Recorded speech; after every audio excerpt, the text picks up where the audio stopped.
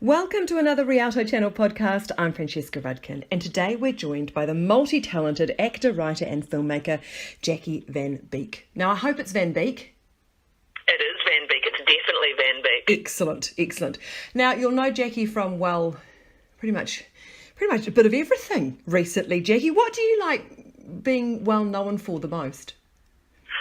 Well, I'm a mother of three beautiful children. I've been attending a lot of merit assemblies today. Good girl. So as a mum, I guess I'm most usually described as a filmmaker these days. I've been directing TV and film recently, and also I'm an actress. So I was actually doing the Basement comedy show as a guest star last night. So I do a bit of that as well. It's been an extraordinary few years, hasn't it? It has been busy. It's been really exciting, and it's been really fun. Yeah, and a lot of hard work as well. Absolutely. Great combo. So, do you take a little bit of a break, or do you just keep going while you've got momentum? I have had. It has been a bit non-stop the last few years, but I've just actually arrived back from Toronto. I was directing on What We Do in the Shadows. They are making a US sitcom spin-off of that fabulous vampire movie. So I've just arrived back from there. I got the opportunity to direct a couple of episodes at night time in the snow over there with Jermaine and Taika. And now I'm back, and now I have all of January pretty much off.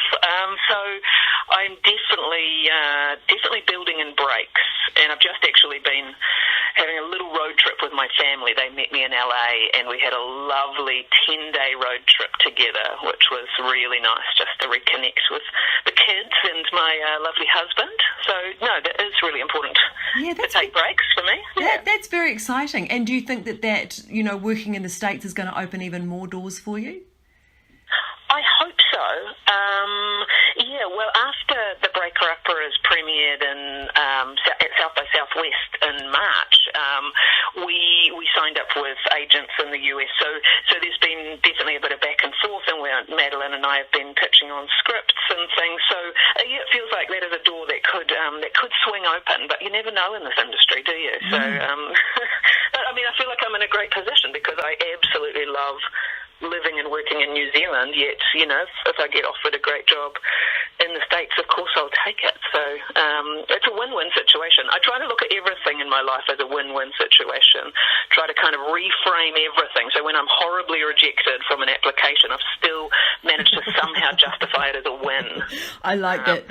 I like that attitude. You kind of have to. No, I like that attitude. I'm very good at finding silver linings. It gets annoying for some people. It does. Some people, even in my kids, they're like, it's okay, Mum, to be, it's okay to be upset about things and grumpy.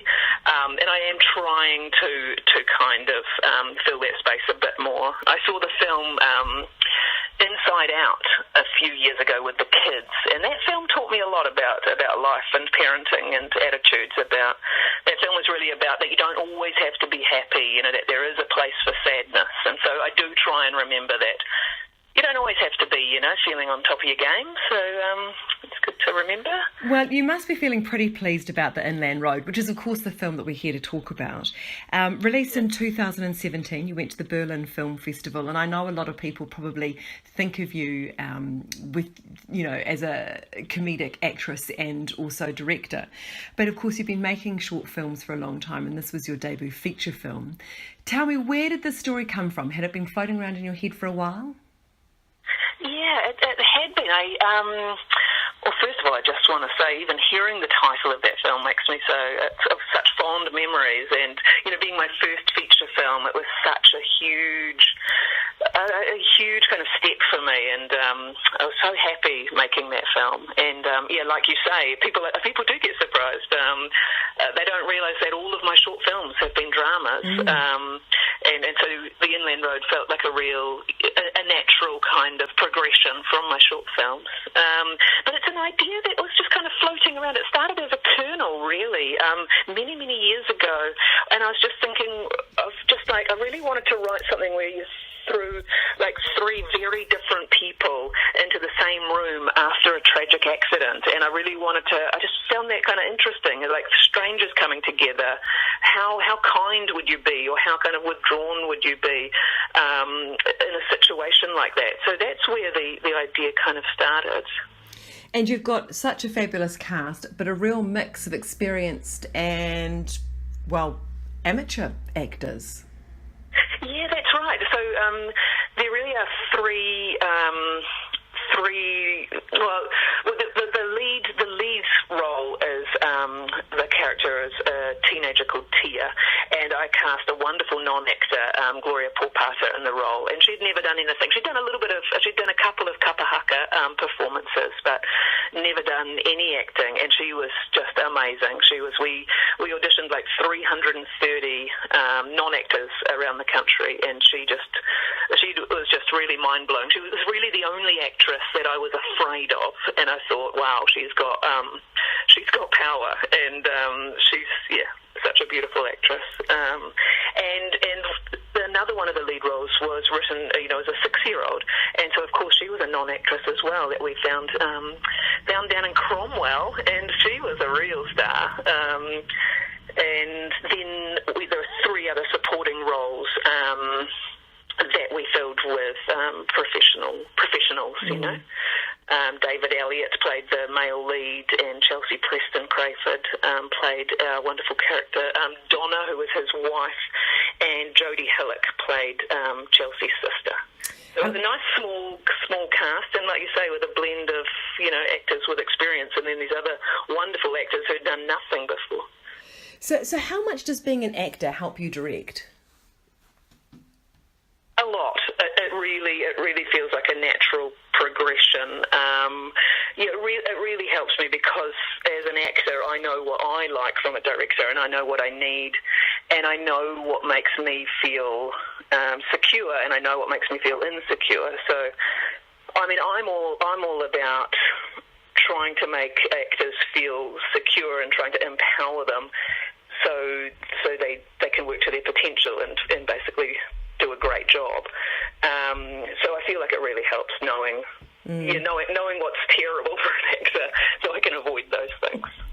I've heard you say before that acting is so much about confidence. What about directing?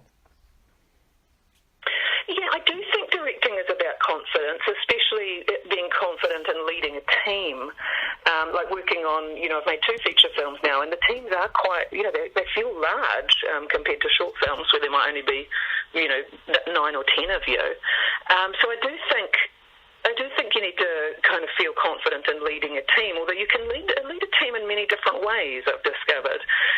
Like you can lead a team very quietly, and people do listen, and, if they respect you and are inspired about the project you're making, they will, they'll play ball. I think a lot of people feel like if they're directing, they need to be, bold and loud and, know all the answers, and I just don't believe that's true, actually. Not if you pick your cast and your kind of key team members carefully. So, and I think the other side of directing, apart from having that confidence, is being able to kind of be very observant and listen, like to really be able to read the people in the room and how they're feeling and what they might need on any given day, especially actors and crew members, and really to listen to yourself, like your own instincts, and also listen to what people are saying, and that way you can kind of troubleshoot and you kind of need to keep a whole sense of what's happening day to day in terms of on an emotional level, really, with the team. That must be why women make such great directors, Jackie.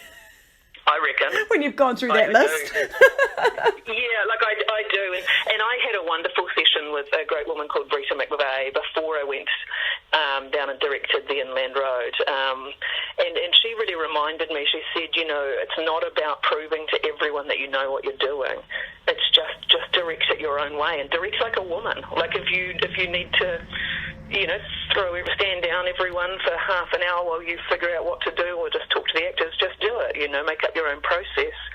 And I really remembered that, like on set, when I hit problem areas, And I remembered Brita's words, and, there was a couple of times where I said, look, this isn't, I'm not able, I spent a bit of time, so I'd send everyone outside, and I'd just work with the actors, and we'd re-improvise the scene, and within 20 minutes we'd fix the problems, and we were all happy. And it was nice to be reminded that you can direct in your own way, and it's not about ego, and it's not about proving to people that you know what you're doing all the time, because none of us do. So now that you've written, co-directed and starred in a movie, does just writing and directing seem like a breeze? No. Okay. I always find it very challenging in many ways. The breaker-uppers, when we were doing all three of those roles, Madeline and I, that was a circus, like a very enjoyable circus, but there is something nice about just being able to be behind the camera and really, really focusing on what you're getting, and rather than trying to get your hair done and direct actors and kind of look at all the how you're going to cover the scene and talk to your camera team at the same time. But I do love chaos. I think that's why I had 3 children, just to make sure it was always quite a chaotic state. Well, I hope that 2019 is a wonderfully chaotic year for you. Thanks so much for talking to us about The Inland Road. All the best. Thank you so much. I'm very excited about this film, hopefully reaching a bigger audience.